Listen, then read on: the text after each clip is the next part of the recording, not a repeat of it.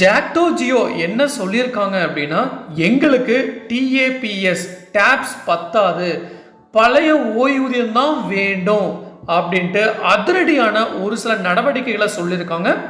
And also குறிப்பாக பார்க்கணும்னா ஒரு சில கோரிக்கைகளையும் முன் வச்சிருக்காங்க.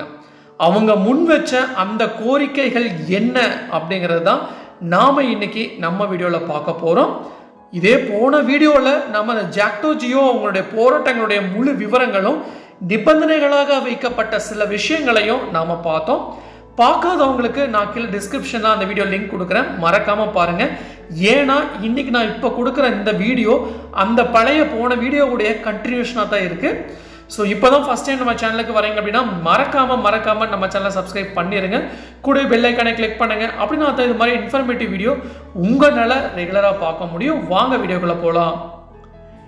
எதிர்கால தமிழ்நாடு உறுதியளிக்கப்பட்ட ஓய்வூதியத்தினை பொறுத்தவரையில் சுமார் 6.7 லட்சம் பேரின் பணி ஓய்விற்கு பிறகான வாழ்வாதாரத்தினையும் அவர்களின் சுய மரியாதையினையும் ஜாக்டோ ஜியோ பாதுகாத்திருக்கு அப்படின்னு சொன்னால் அது மிகையாகாது. ஸோ பின்வரும் அம்சங்கள் பழைய ஓய்வூதிய திட்டத்தில் இருக்கிற மாதிரியே வரவேற்கத்தக்க அம்சங்கள் உள்ளதை கவனத்தில் கொள்ள வேண்டும் அப்படின்ட்டு ஒரு 9 நிபந்தனைகளை ஜாக்டோ ஜியோ முன்மொழிஞ்சிருக்காங்க. ஸோ அதில் முதலாவதாக என்ன இருக்குன்னு பார்த்தீங்கன்னா, 30 ஆண்டுகள் பணி நிறைவு செய்யாதவர்களுக்கு கடைசியாக பெற்ற மாத ஊதியத்தில் 50% ஓய்வூதியம், அதாவது பார்த்தீங்கன்னா ஸோ அதற்கு குறைவான ஆண்டுகள் பணி முடிந்தவர்களுக்கு பழைய ஓய்வூதிய திட்டத்தில் உள்ளது போல விகிதாச்சார அடிப்படையில் பணிக்காலத்திற்கு ஏற்ப ஓய்வூதியம் தர வேண்டும் அப்படின்ற முதல் நிபந்தனையும், ரெண்டாவதாக ஓய்வூதியத்திற்கு ஒன்றிய அரசு அறிவிக்கும் 6 மாத காலத்திற்கு ஒரு முறை அகவிலைப்படி உயர்வு வேண்டும் அப்படின்ற ரெண்டாவது விஷயத்த சொல்லியிருக்காங்க. ஸோ அடுத்ததாக பார்த்தீங்கன்னா, ஓய்வூதியதாரர்கள் இறந்து விட்டால், அதாவது பணியின் போது இறந்து விட்டால் அவர்கள் பெற்ற ஓய்வூதியத்தில் 60% குடும்ப ஓய்வூதியமாக இருக்க வேண்டும் அப்படிங்கிறது சொல்லியிருக்காங்க. ஸோ நாலாவது விஷயம் என்னன்னா, குடும்ப ஓய்வூதியத்திற்கும் ஒன்றிய அரசு 6 மாதத்துக்கு ஒரு முறை உயர்த்தப்பட்ட அகவிலைப்படி உயர்வு அவங்களுக்கு வேணும் அப்படின்னு சொல்லியிருக்காங்க. அடுத்தது பார்த்தீங்கன்னா, ஓய்வு பெறும்போது பணிக்காலத்தில் இறக்க நேரிடும் போதும் அதிகபட்சமாக ரூபாய் 25 லட்சம் பணிக்கொடை வழங்க வேண்டும் அப்படின்னு சொல்லியிருக்காங்க. அடுத்த விஷயம், ஓய்வூதியம் பொறுத்த வரைக்கும் ஓய்வூதியம் பெறுவதற்குரிய பணிக்காலத்தினை நிறைவு செய்யாதவர்களுக்கு குறைந்தபட்ச ஓய்வூதியம் பெற வேண்டும், அதாவது குறைந்தபட்ச ஓய்வூதியம் தர வேண்டும் அப்படின்னு சொல்லியிருக்காங்க. ஸோ அடுத்த விஷயம், இதனால் வரை பங்களிப்பு ஓய்வூதிய திட்டத்தில் பணியாற்றி ஏற்கனவே பணி ஓய்வு பெற்றவங்களுக்கும் இறந்தவர்களின் குடும்பத்திற்கும் சிறப்பு கருணை ஓய்வூதியம் தர வேண்டும் அப்படின்ட்டு. ஸோ இந்த விஷயம் கம்பல்சரி உள்ள இம்ப்ளிமெண்ட் பண்ணணும் அப்படின்ட்டு ஜாக்டோ ஜியோ ஒரு நிபந்தனை வச்சிருக்காங்க. பழைய ஓய்வூதிய திட்டத்தில் இல்லாத விஷயம் என்னவென்றால், ஊழியர்களின் பங்களிப்பாக ஒவ்வொரு மாதமும் மாத ஊதியத்தில் 10% பணி ஓய்வு பெறும் வரை செலுத்த வேண்டியதாக இருக்கும். அண்ட் ஆல்சோ பார்த்தீங்கன்னா, பழைய ஓய்வூதிய திட்டத்தில் இருக்கிற மாதிரியே பணியாளர்கள் பொது வருங்கால வைப்பு நிதியில் செலுத்தும் தொகை ஒட்டுமொத்தமாக பணி ஓய்வின் போது மீளப்பெற இயலாத நிலையாக இருக்குது அப்படின்னு சொல்லியிருக்காங்க. ஸோ பணிக்கொடையினை பொறுத்த வரையில் இதனால் வரைக்கும், அதாவது கடந்த 23 ஆண்டுகளில் வழங்கப்படாத பணிக்கொடையினை மீட்டெடுத்துள்ளோம். அமல்படுத்தப்படும் ஊதிய குழுவில் இந்த தொகையானது 40 லட்சம் வரையில் உயர்த்தப்பட வாய்ப்பு இருப்பதாக சொல்லியிருக்காங்க. ஸோ பழைய ஓய்வூதிய திட்டத்தில் பெரும்பான்மையான அம்சங்களை தன்னகத்தே கொண்ட திட்டமாக தமிழ்நாடு உறுதியளிக்கப்பட்ட ஓய்வூதிய திட்டம் டாப்ஸ் திகழ்கிறது. இன்றைய நிதி சூழலில் தமிழ்நாடு அரசு ஆண்டுதோறும் பார்த்தீங்கன்னா 11,000 கோடியினை இந்த திட்டத்திற்கான செலவழிக்க வேண்டிய நிலையும் இருக்குது. ஸோ மீண்டும் பழைய ஓய்வூதிய திட்டத்தினை நடைமுறைப்படுத்துவதில் முழுமையான வெற்றியினை பெற முடியாவிட்டாலும் இதனை ஒரு கொள்கை முடிவாக மாண்புமிகு முதலமைச்சர் அவர்கள் எடுத்துக்கொண்டார் என ஜாக்டோ ஜியோ கருதுது. ஸோ பணி ஓய்விற்கு பிறகு செட்டில்மெண்ட் திட்டமாக பங்களிப்புடன் கூடிய ஓய்வூதிய திட்டம் இருந்த சூழ்நிலையில் பணி ஓய்வு பெற்றோருக்கு அளிக்கப்படும் செட்டில்மெண்ட் தொகையானது அவர்களின் எஞ்சிய வாழ்வு முழுமையாக்கும் பயன்படாது அப்படிங்கிறதான் ஒரு விஷயமாகவே இருக்குது. ஸோ ஓய்வூதியம் மட்டுமே அவர்கள் குடும்பத்தில் சுய மரியாதையும் தலை நிமிர்ந்தும் யாராவது உதவியினை நாடாமலோ வாழ்க்கையினை இறுதி காலம் வரையில் நடத்துவதற்கு ஊன்றுகோல் அப்படிங்கிறத ஜாக்டோ ஜியோ பலமுறை மாண்புமிகு தமிழ்நாடு முதலமைச்சர் அவர்களிடம் எடுத்துரைத்திருக்காங்க.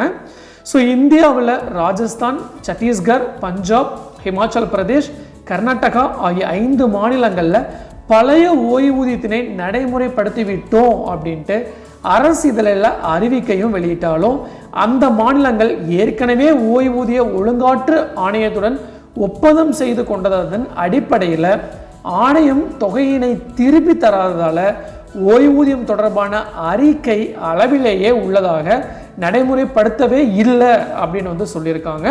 ஸோ ஒன்லி அந்த ஸ்டேட்மெண்ட் மட்டும்தான் இருக்குது, நாங்கள் இம்ப்ளிமெண்ட் பண்ண போகிறோம் அப்படின்ட்டு.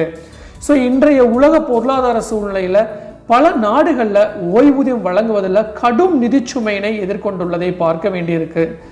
ஸோ அதனால தான் இந்த பங்களிப்பு என்பது தவிர்க்க இயலாத ஒன்றாக மாறியிருக்கு அப்படின்னு சொல்கிறாங்க.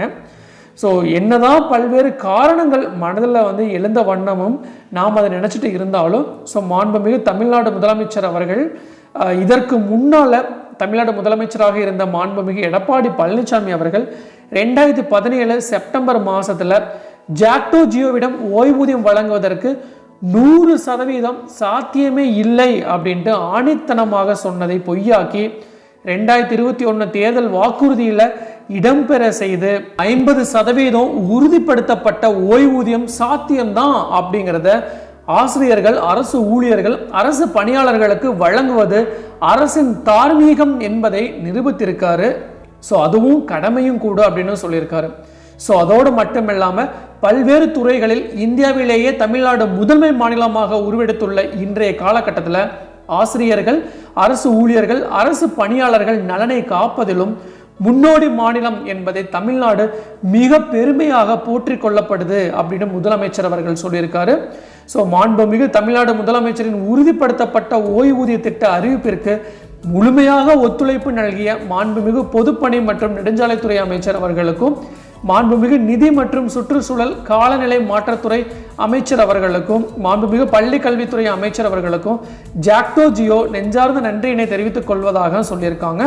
ஸோ மாண்புமிகு முதலமைச்சரின் அவர்களின் அறிவிப்பிற்கு பிரகான சந்திப்பில் அமைச்சர் பெருமக்களிடம் பழைய ஓய்வூதிய திட்டத்திலிருந்து விடுபட்ட அம்சங்களை விரைந்து சீர் செய்து நடைமுறைப்படுத்தப்பட நடவடிக்கை மேற்கொள்ளப்பட வேண்டும் அப்படின்ட்டு கோரிக்கை ஜாக்டோ ஜியோ சார்பாக முன் வச்சிருக்காங்க. ஸோ நடவடிக்கை மேற்கொள்வதாக உறுதியும் அளித்துள்ளார் முதலமைச்சர் மு.க.ஸ்டாலின் அவர்கள். ஸோ ஜாக்டோ ஜியோவினை பொறுத்த வரைக்கும் ஓய்வூதியனை மீட்டெடுக்கும் இயக்க நடவடிக்கைகளை இத்தோடு நிறுத்தி வைக்கிறோம் அப்படின்ட்டு பேச்சுக்கே இடமில்லை. தொடர்ந்து முதலமைச்சர் அவர்களுக்கு உரிய முறையில் கொண்டு சென்று அறிவிக்கப்பட்டுள்ள உறுதிப்படுத்தப்பட்ட ஓய்வூதிய திட்டத்தினை 1/1/2026 முதல் நடைமுறைப்படுத்துவதற்கான அரசாணையை வெளியிடுவதற்கும் 10% மாதாந்திர பங்களிப்பினை முற்றிலுமாக கைவிடுவதற்கும் பணி ஓய்வு பெறும் வரை பணியாளர்கள் சார்பாக பிடித்தம் செய்து பங்களிப்பு தொகையினை பணி ஓய்வின் போது வட்டியுடன் திரும்ப வழங்குவதற்கும் முழு ஓய்வூதியம் வழங்குவதற்கான காலத்தினை 25 ஆண்டுகளாக நிர்ணயம் செய்வதற்கு மீதி இருக்கிற 9 அம்ச கோரிக்கைகளை விரைந்து நிறைவேற்றுவதற்கான இயக்க நடவடிக்கைகளை ஜாக்டோ ஜியோ மேற்கொள்ளும் அப்படின்னு சொல்லியிருக்காங்க. ஸோ எந்த போராட்ட முடிவுகளை எடுத்தாலும் களத்தில் நின்று திக்கெட்டும் சிட்டாய் பறந்து உறுப்பினர்களை சந்தித்து இயக்க நடவடிக்கைகளை எடுத்துரைத்து போராட்டமே நமது கோரிக்கைகளுக்கான தீர்வு அப்படிங்கிறத கொண்டு சென்ற இலக்கை நோக்கிய நமது பயணத்திற்கு வித்திட்ட ஜாக்டோ ஜியோ மாவட்ட வட்ட பொறுப்பாளர்களுக்கு இதயம் நிறைந்த வாழ்த்துக்களை உரித்தாக்குகிறோம் அப்படின்னு சொல்லி நிறைவு பெற்றிருக்காங்க. ஸோ இதுதான் அந்த ஜாக்டோ ஜியோ கிட்ட இருந்து நமக்கு ஒரு அஃபிஷியலாக கிடைச்ச அப்டேட்டு. அவங்களுக்கு தேவை அந்த 9 அம்ச கோரிக்கை. ஸோ நிறைவேறுமான்னு பார்க்கலாம். ஸோ இதுதான் நான் உங்களுக்கு சொல்ல வர வேண்டிய விஷயம். டெஃபினட்டாக யூஸ்ஃபுல்லாக இருந்திருக்கும்னு நினைக்கிறேன். ஸோ மீண்டும் இன்னொரு நாள் இது மாதிரி சுவாரஸ்யமான இன்ஃபர்மேட்டிவ் வீடியோவுடன் உங்களை சந்திக்கும் முறை உங்களிடமிருந்து விடைபெறுவது உங்கள் மஞ்சள் மாநகர மைந்தன் சிவா.